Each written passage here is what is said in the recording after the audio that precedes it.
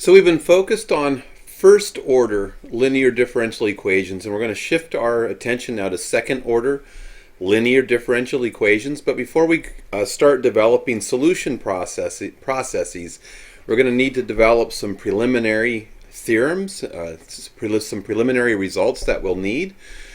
So the first homework is just going to be focused on some of the theory that we need in order to work with second order linear differential equations. The second order linear differential equations are going to have this form right here, where the coefficients on y double prime, y prime, and y are all going to be functions of x, and our differential equation will just be equal to some function of x.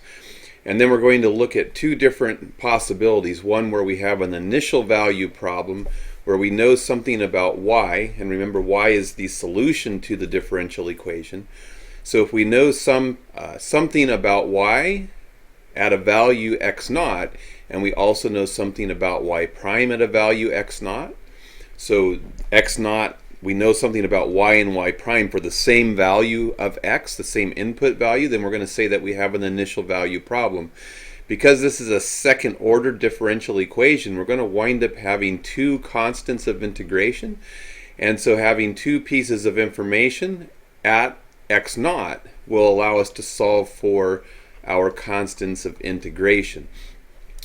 If we know something about y at different values of x, so different input values, so this is where a isn't c, or we know something about y and its derivative for different input values a and c, or we know something about y prime at a couple different input values. So again, a doesn't equal c, then instead of an initial value problem, we're going to say that we have a boundary value problem. So that's the difference between initial value problem and boundary value problem. Is, do I know something about y and its derivative, for example, at the same input value of x naught, or do I know something about y or y and its derivative at different values of for x, so values a and c.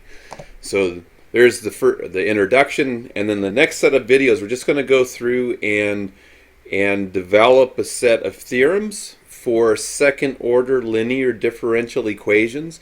And as we move through the videos, what we want to recognize is that the theorems that we're going to be developing for second order linear differential equations extend also to cover nth order linear differential equations. So they're going to extend in the natural way to linear differential equations of higher order, but we're going to focus on developing the theorems in the context of second order linear differential equations.